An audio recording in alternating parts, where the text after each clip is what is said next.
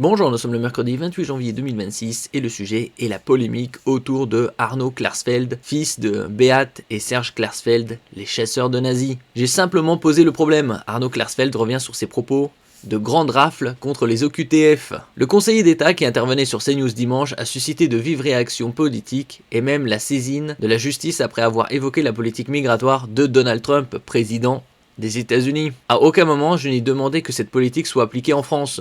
Arno Klarsfeld, conseiller d'État et fils de chasseurs de nazis Beat et Serge Klarsfeld, est revenu lundi 26 janvier sur les propos qu'il a tenus la veille sur le plateau de CNews à propos de la politique migratoire de Donald Trump et du viol d'une nanogénaire à Nice par un OQTF, obligation de quitter le territoire français, note de la rédaction, tunisien la semaine dernière. Dans mon intervention interrogé sur ce viol, j'ai été amené à commenter la politique d'immigration menée par Trump, où pour lutter contre l'immigration illégale, des rafles étaient menées et suscitaient des injustices, raconte-t-il, précisant qu'il avait simplement posé le problème.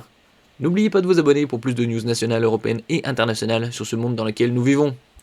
Si on veut se débarrasser des OQTF, il faut organiser comme fait Trump avec ICE, des sortes de grandes rafles un peu partout, mais en organisant des grandes rafles, c'est-à-dire en essayant d'attraper le plus d'étrangers en situation irrégulière, on commet aussi des injustices. On ne peut pas faire ça sans commettre parfois des injustices. On a bien vu la dame qui s'est fait tirer dessus, je ne me rappelle plus, si dans le Minnesota.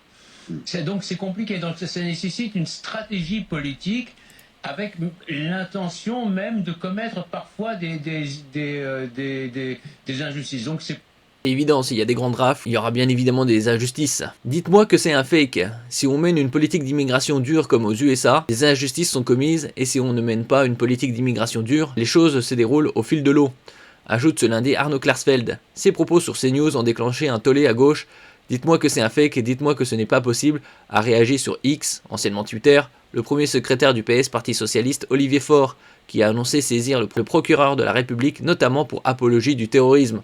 Bon, là, Olivier Faure déconne, pas apologie du terrorisme, ça a mal été interprété, mal a été également posé. Arno Klarsfeld, descendant de personnes raflées et déportées, appelle en direct à la télévision à la rafle et à la capture d'étrangers présents sur le territoire français. Dans quel état de folie ce pays est-il en train de sombrer, a questionné Mathilde Panot, chef des députés insoumis, tandis que son collègue de la France Insoumise, Laporte, annonçait également saisir le procureur, mais aussi l'Arcom, le régulateur des médias. Sur le mot rafle, il suffit de se rapporter au dictionnaire. Face aux critiques, Arno Klarsfeld s'est défendu une première fois en début de soirée sur X. Sur le mot rafle, il s'agit de se rapporter au dictionnaire. Ce n'est pas la même chose d'arrêter des étrangers qui ont commis des crimes et de les renvoyer éventuellement chez eux que de s'emparer d'enfants juifs et de les envoyer à Auschwitz où ils seront gazés. Le juriste de 60 ans est le fils du couple Klarsfeld qui lutta contre l'impunité des anciens nazis et créa une association pour défendre les fils et filles des déportés juifs de France. En France, les persécutions et les déportations des juifs pendant la Seconde Guerre mondiale ont été marquées par la rafle du Veldiv en juillet 1942 lorsque plus de 13 000 personnes furent arrêtées.